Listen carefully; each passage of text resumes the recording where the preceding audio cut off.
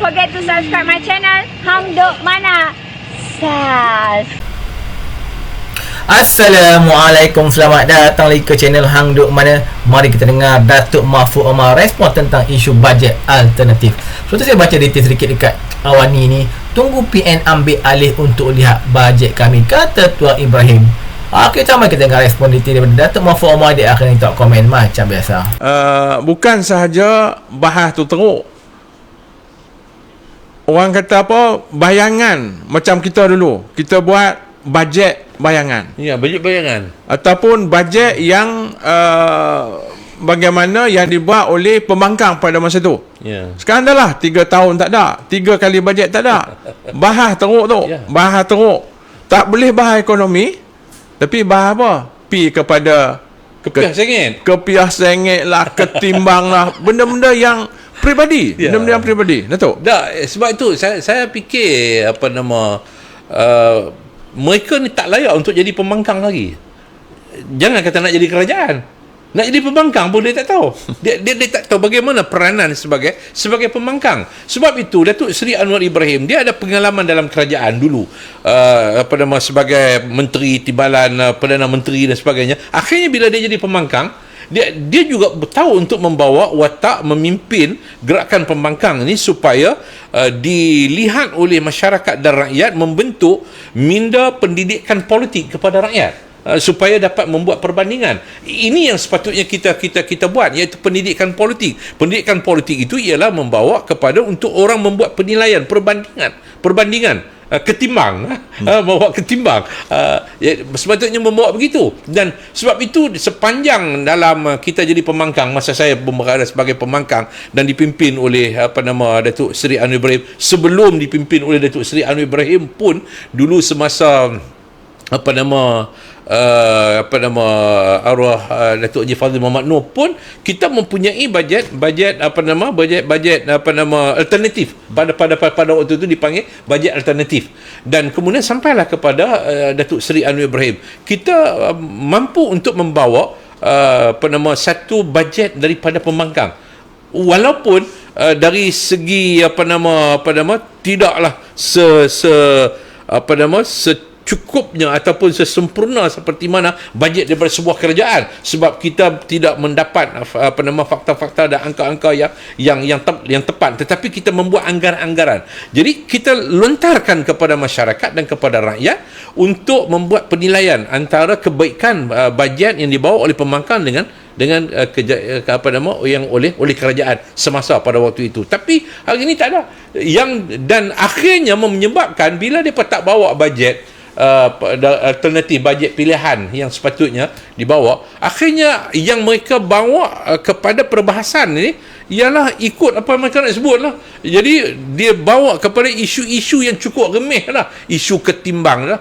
Bagi saya lah, ini soal bahasa ni, mereka harus mendalami masuk bahasa. Janganlah terlalu memperlekeh orang yang menggunakan berbagai-bagai bahasa. Itu menunjukkan kepada kita semua bagaimana kehebatan Datuk Seri Anwar Ibrahim ini untuk membawa akhirnya ketimbang tu akhirnya menjadi satu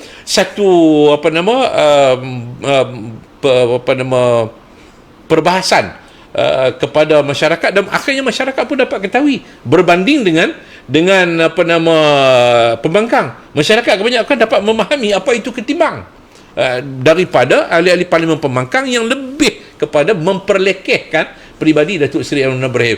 Pakai kepiah sengit lah. Kepiah sengit satu benda yang biasa bagi saya. Macam Datuk Seri Anwar Ibrahim sebut lah, Tunku Abdul Rahman pakai kepiah sengit. Semua orang pakai pada waktu itu.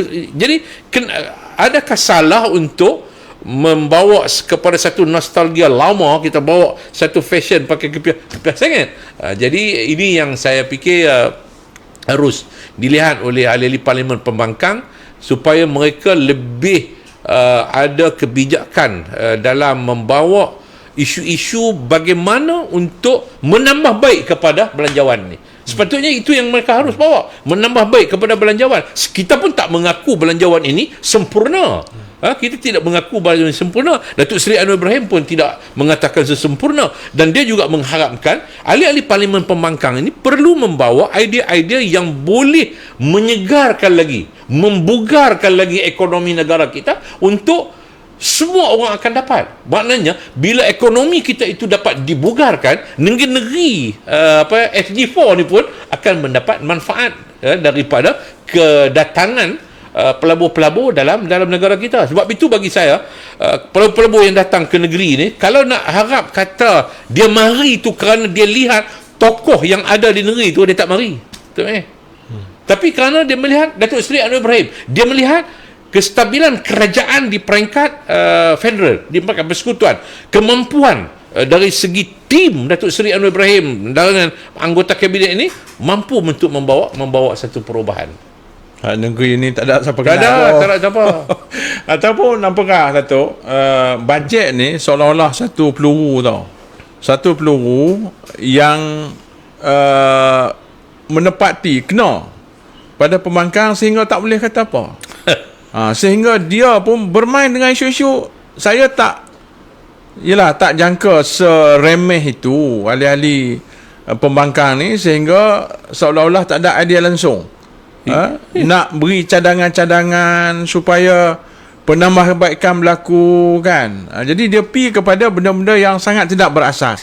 Jadi pada pandangan Datuk, apakah ini telah satu lagi menjadikan pembangkang hilang poin lah.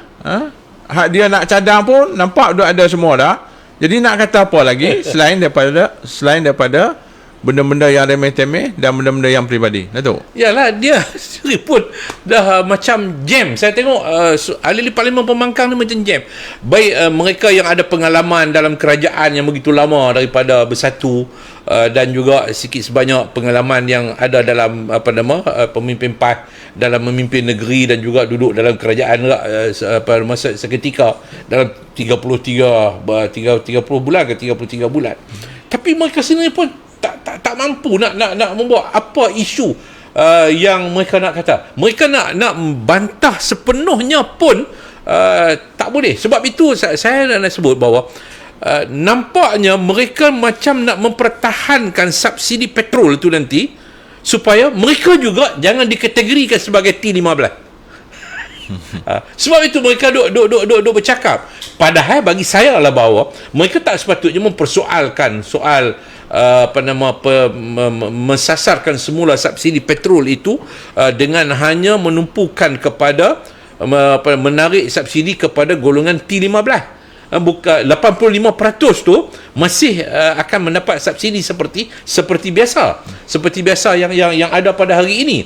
Tetapi mereka selalu menyebut, dia kata kenapa kita nak kurangkan subsidi, kenapa kita nak tarik subsidi, dan mereka cuba memberikan gambaran seolah-olahnya kerajaan ini menarik subsidi, dan sehingga rakyat memahami itu. Jadi saya nak minta kepada rakyat yang di luar di sana, dan saya juga selalu menerangkan dalam beberapa hari saya berada di Kedah ni, menerangkan, tuan-tuan jangan susah hati, tuan-tuan layak untuk dapat subsidi. Yang tak layak ialah ahli-ahli parlimen pembangkang. Kalau ikut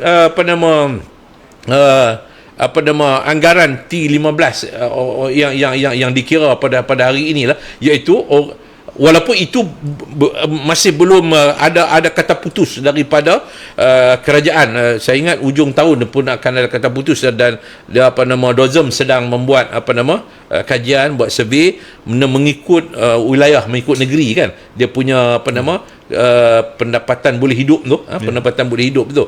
Tapi bagi saya pendapatan ahli parlimen boleh hidup di mana-mana pun. Pendapatan boleh hidup ni. Jadi mereka tak layak. Saya sebut bahawa yang tak layak ialah termasuk saya. Saya pun tak layak. Pendapatan yang ada pada saya sekarang ni, saya pun tidak layak untuk mendapat subsidi petrol, dan saya tidak ada masalah bagi saya. Jadi orang kampung tak seharusnya takut. Orang kampung masih lagi dapat subsidi. Orang bawahan, orang biasa masih dapat subsidi. Yang tak boleh dapat siapa dia? Ahli parlimen. Masuk dari pembangkang, menteri besar, menteri-menteri. Jadi mereka ni tidak layak, sebab ahli parlimen dia juga diberikan allowance perjalanan. Allowance perjalanan itu termasuk minyak. Termasuk minyak, dan dia pergi ke mana-mana pun dia boleh claim.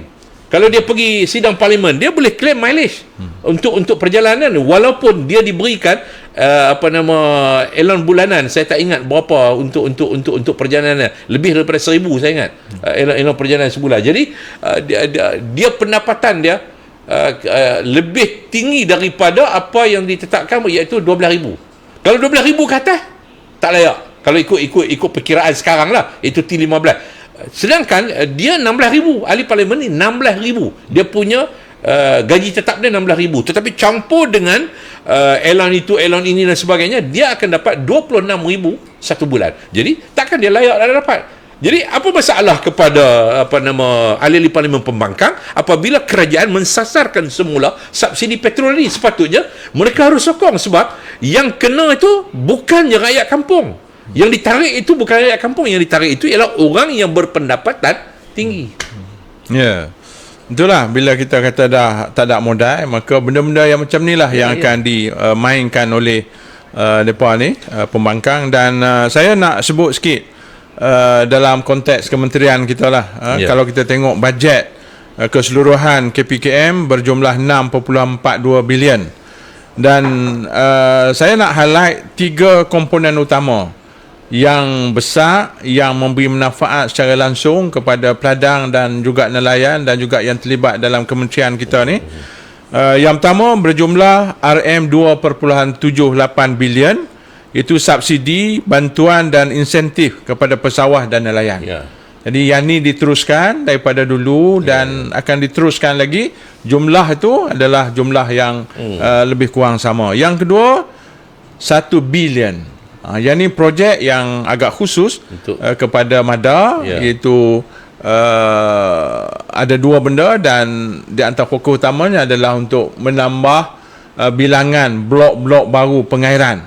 Akan ada 15 blok-blok baru untuk membina infra, untuk memastikan bahawa keterjaminan beras, keterjaminan makanan itu dapat dihasilkan dengan penambahbaikan ataupun menambah jumlah infra.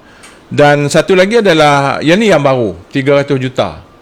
300 juta yang khusus kerjasama projek pertanian di antara federal dan juga kerajaan negeri. Dan hal ni saya difahamkan Kedah ni dia tak ada kerjasama ke macam mana, saya pun tak tahu. Katanya tak sampai 1% ataupun 1% dia dapat 1% ya? daripada 300 juta. Pening. Datuk, kita memanglah itu bagi petani-petani dan juga nelayan, bagi saya mereka harus melihat dia bukan sahaja bantuan yang disebut tadi berapa bilion, apa? 6.42 total. Total 6.42. Bantuan dan juga yang bantuan insentif pesawah dan nelayan 2.78. 2.8 bantuan dan insentif. Maknanya ini satu benda yang sangat besar bagi saya.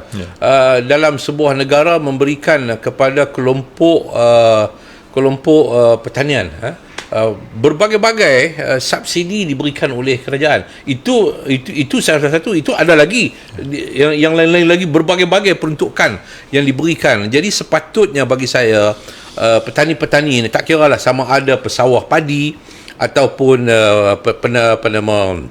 mereka yang ini khususnya pesawah padi lah, pesawah padi, tapi ada lagi yang lain yang untuk peruntukan lain. Tapi macam pesawah padi ini, mereka seharusnya memastikan supaya hasil padi mereka itu perlu ditingkatkan seiring dengan bantuan dan peruntukan yang diberikan oleh pihak kerajaan. Jadi jangan mereka membuat sambil lewa kerana merasakan bahawa semua kerajaan bagi subsidi baja, subsidi itu, subsidi ini, berbagai-bagai kerajaan bagi. Akhirnya mereka tak terasa bahawa itu adalah hak mereka. Sepatutnya bagi saya kita kena meningkatkan hasil seiring dengan apa yang telah pun diperuntukkan oleh kerajaan. Jadi kalau dibuat secara yang betul, saya percaya bahawa hasil padi kita ini akan meningkat. Dan saya percaya bahawa ramailah sekarang ni kelompok-kelompok baru, petani-petani baru ni, macam saya duk tengok video Dr. Mee bersama dengan kelab Jelapang Padi. Kelab Jelapang Padi. Ini sangat menariklah bagi saya, maknanya menghimpunkan orang-orang yang berjaya, menunjukkan bagi saya bahawa ramai orang Melayu yang mampu membuat satu perubahan kepada cara penanaman padi dalam negara kita. Jadi sepatutnya bagi saya bahawa Dr. May, saya harap orang-orang ni yang kelab penanam padi, jelapang padi ni mesti diangkat untuk menjadi ikon baru kepada penanaman padi dalam negara kita, menunjukkan bahawa mereka berjaya, mereka mampu.